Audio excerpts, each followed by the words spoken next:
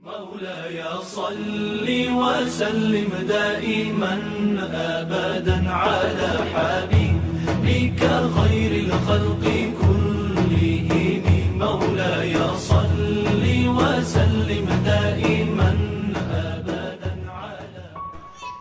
Assalamualaikum warahmatullahi wabarakatuh. Halo semuanya, pada kali ini kita akan mencoba untuk mereview buku karya Profesor Dr. Pil Haji Muhammad Nurkholis Setiawan. Bukunya berjudul Al-Quran Kitab Sastra Terbesar. Profesor Muhammad Nurkholis Setiawan ini merupakan seorang akademisi, intelektual muslim, birokrat, dosen, serta guru besar di Universitas Islam Negeri Sunan Kalijaga, Yogyakarta. Buku ini merupakan hasil dari penelitian beliau tentang tulisannya, yaitu disertasi mengenai analisis akar sejarah metode susastra dalam tradisi Islam.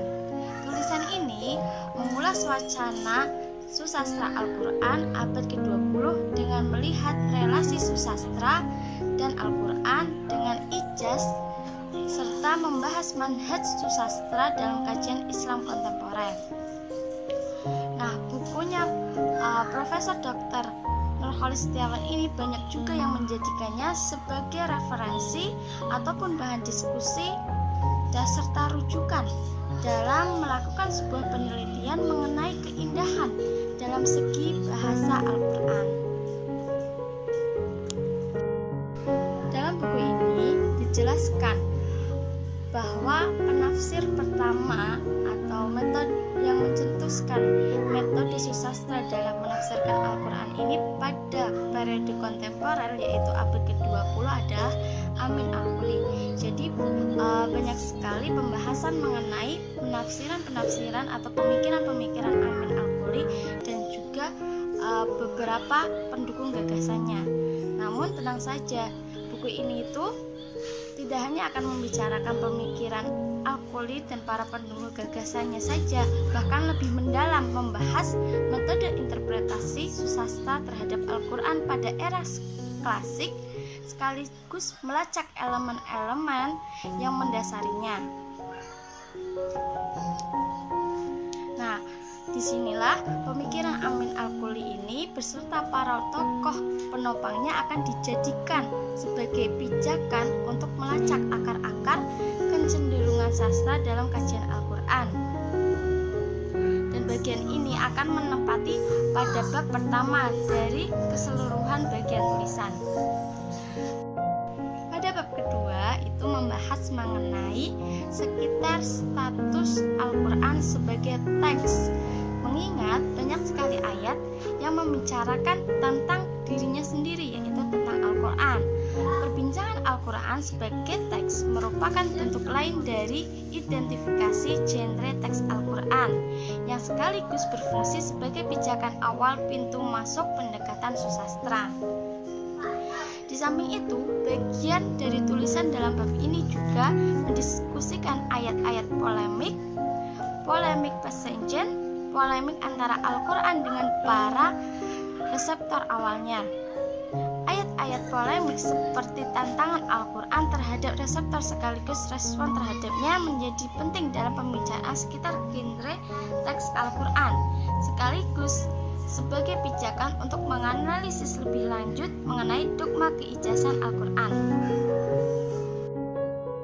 Pada bab 2 ini juga akan membahas mengenai jawaban atas beberapa pertanyaan penting terkait tekstualitas Al-Quran. Di antaranya yaitu bagaimana Al-Quran mengidentifikasi dirinya sendiri sebagai teks dan bagaimana karakter tekstualitasnya. Yang kedua, mengenai bagaimana resepsi oleh komunitas Arab penerima wahyu mengenai Al-Quran. Dan yang ketiga, siapa sebenarnya sasaran wacana polemik yang dimaksud dalam Al-Quran serta bagaimana relasi ayat polemik dengan kemunculan doktrin keunggulan atau keijazan Al-Quran sebagai sebuah teks. Kemudian pada bab ketiga membicarakan periode awal pengenalan. Bagian ini akan membicarakan periode awal pengenalan karakter sastra Al-Quran melalui telaah historis terhadap karya-karya tentang eksegesis Al-Quran. Pada bab 4 akan meneliti atau mendiskusikan elemen-elemen formatif interpretasi susastra Al-Quran serta aspek-aspek teoritisnya. Yaitu pertama, penulis menjelaskan mengenai konsep majaz sebagai elemen inti teori-teori poetis Al-Quran. Kemudian akan dianalisis adalah hubungan antara teori sastra Arab dengan interpretasi Al-Quran. Setelah itu adanya pemaparan mengenai berbagai bentuk majaz seperti isti'arah, tasbih, tamsil, kinayah dan beberapa bentuk lainnya sebagai elemen-elemen formatif tafsir susastra Al-Quran yang membantu untuk menjawab pertanyaan-pertanyaan tentang perkembangan konsep ijaz Quran dalam wilayah sastra al-ijaz al-adabi. Sedangkan pada bab terakhir yaitu berisi mengenai tulisan kesimpulan-kesimpulan tentang seberapa besar wacana susastra Al-Quran pada era klasik telah memberikan andil besar dalam perkembangan teorisasi susastra Al-Quran di era modern.